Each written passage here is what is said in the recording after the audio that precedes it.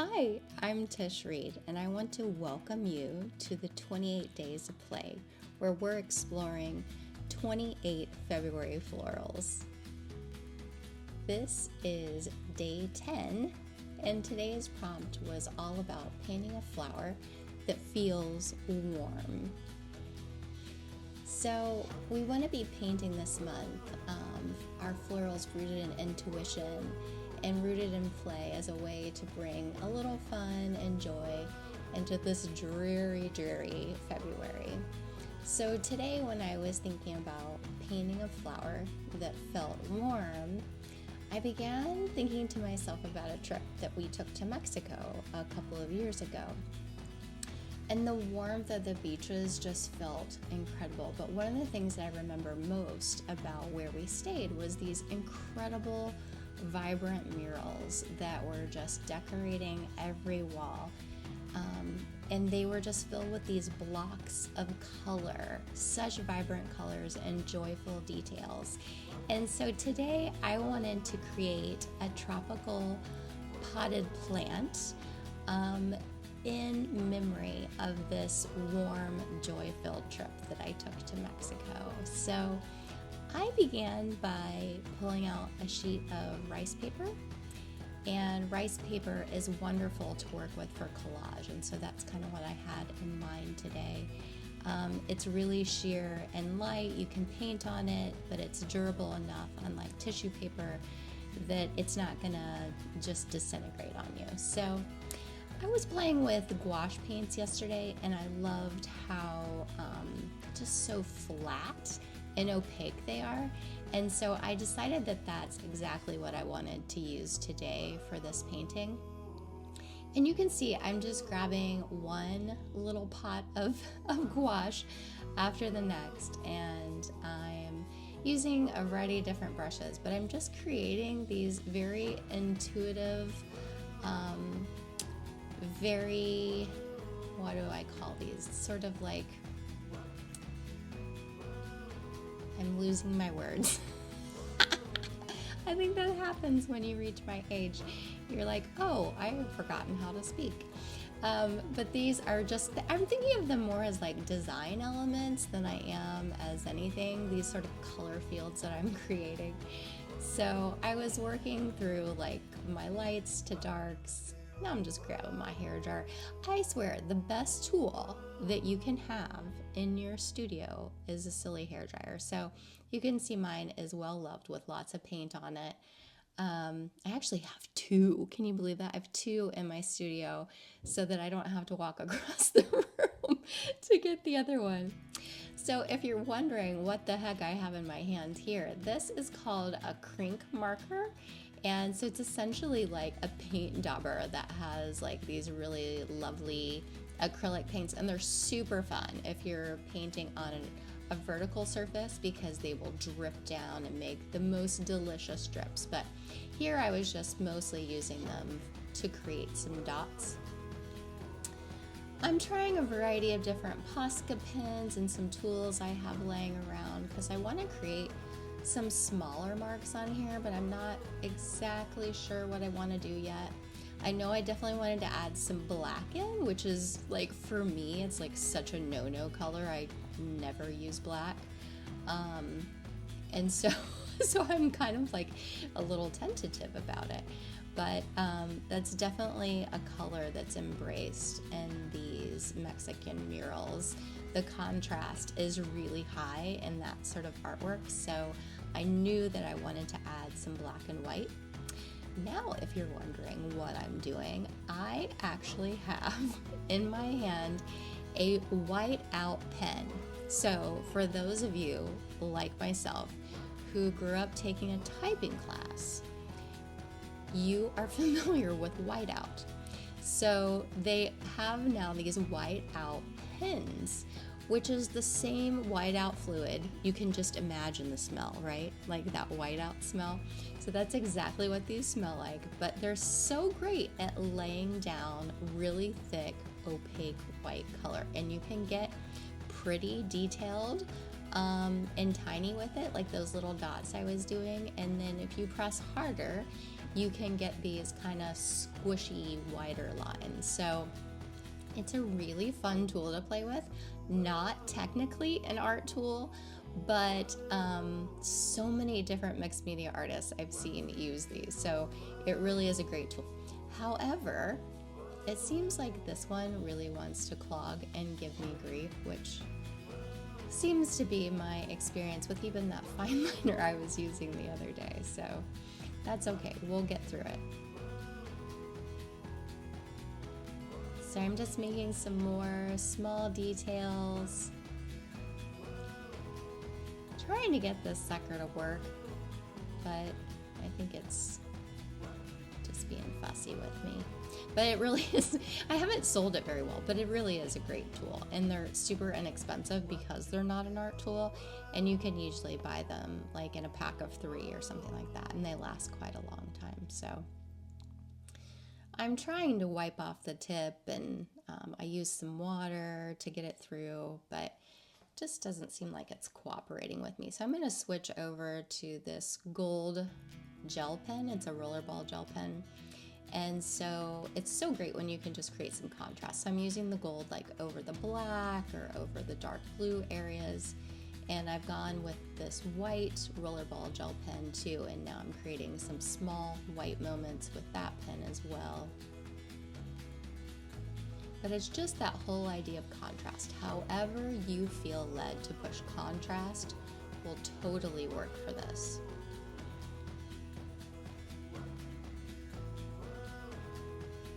So I'm making some room now after I dry this so I can essentially use this as a collage paper. So if you're like, no, I love it, don't cut it up, it's okay. It's not precious. We can make more. It's all right. But I realized once I made this, I was like, wow, I really made this so much bigger than I needed it to be.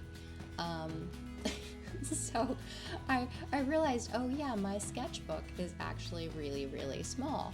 So I'm cutting down a square that is the size of the sketchbook so I don't get like overly ambitious about the pieces that I'm trying to cut out with this. And so first I'm looking at, okay, what if I cut out a vase? Like what if it was just some wonky shape like that? And then I started cutting out some leaves that could be for like this tropical potted plant. So I'm thinking about large scale leaves. But I decided I wanted to kind of map out a pattern on that piece of paper with a pen so that I had an idea of how many leaves I would need and maybe what shapes they needed to be. Again, I don't plan these things in advance, so you see me learning as I go sometimes when I do these things, and that's totally fine, right? That's why we do them.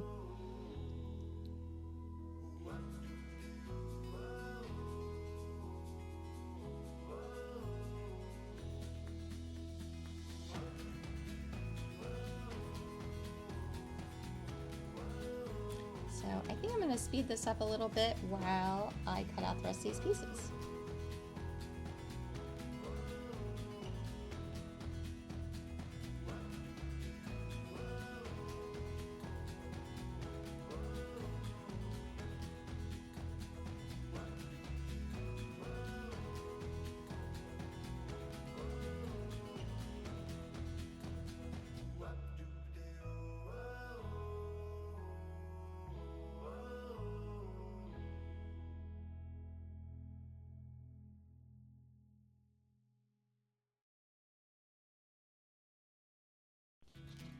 So I decided that I wasn't loving that odd-shaped vase that I had made. So I decided to cut out this more of like a little beaker shape. It kind of looks like, reminds me of chemistry class. And now I'm just finding little moments in the painting that I created to cut little leaves out of. So that's why I didn't just put a pattern right on top and cut everything all at once. I'm trying to find areas that I think would go well. Like I'm loving the lines here, the white over the yellow, and I think that would just be a really nice leaf to be able to put down. So as you lay things down, you can begin to sort of make your arrangement. What's so nice about collage is you really can move things around until you get them where you want.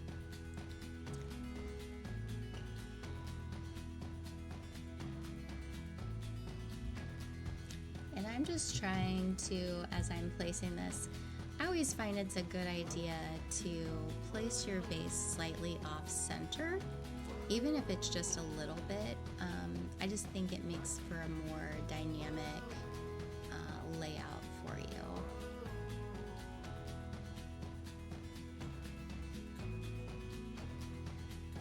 And these don't have to be perfect at all. So again, we're not going for perfection.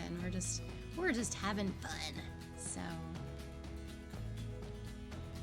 and you can see how now all those little marks I was making, they start to just tell such a beautiful story when you start putting the pieces together and finding these little areas that just work so well together. I'm enjoying just kind of the fun directions that these leaves are going and the way they're falling.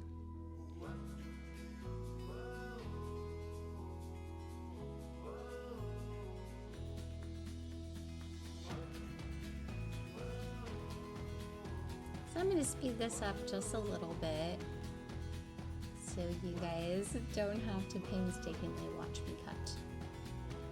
That's not nearly as fun. But I'm sort of using my pattern pieces, but then I'm sort of going back and going, okay, well, I want one a little bigger, a little smaller. And so I'm pretty happy with that right there. I might add another little something, but okay, so let me tell you about something that I did that was kind of a boo-boo before I get to it. So I used gouache, but I forgot to spray like a sealant on it before I started adding moisture. So I'm grabbing like a matte medium here to be able to affix it down to the page. But as soon as the color starts coming off on my fingers, I'm like, oh no, whoops, I've messed up because I forgot to seal the gouache first. So I'm being really careful now, trying not to disturb the paint on the leaves. And because normally I would just, put the matte medium underneath of it and over top of it. And in the process of my boo-boo, I kind of messed up my composition a little bit that I had originally because I was a little bit flustered, but it is okay. It is okay. So what I just decided in my head when I was doing this is I was like, you know what? It's fine. I am just going to paint the background. So since I got little smudges on the white, my intention at first was to leave that bright white background behind it, or even paint the page white so that it's even wider. But I think now looking at it, what I decided to do was, I'm not sure if you can even see them in the video, but there are some little smudges of paint. So first of all, I'm making sure the edges are down, and you see I grabbed my spray sealant so that I could put down my matte spray and let that dry.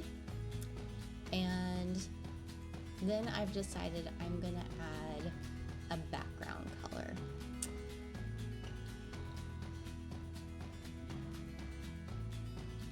And that's okay. I mean, sometimes you just have to have some flexibility to realize, like, all is not lost. It is okay. I mean, if I really wanted to, I had more than enough paper there to probably make a couple of these collages. So I could, once I'm done with this one, turn the page and use some of that collage paper to do another layout, but doing it with a fixed surface first. So I've decided on this kind of like neutral pinky peach because I felt like because we're going warm, I didn't want to pull in like a gray or something like that. So this to me felt more tropical. It felt like this was something I could get behind. It felt very reminiscent of the resort that we were at.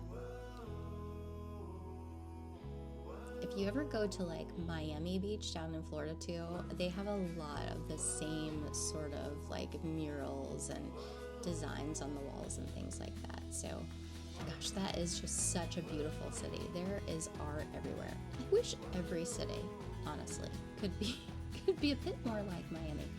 That would be amazing. Maybe that's gonna be my future snowbird home, because I just really love it there. It's so beautiful.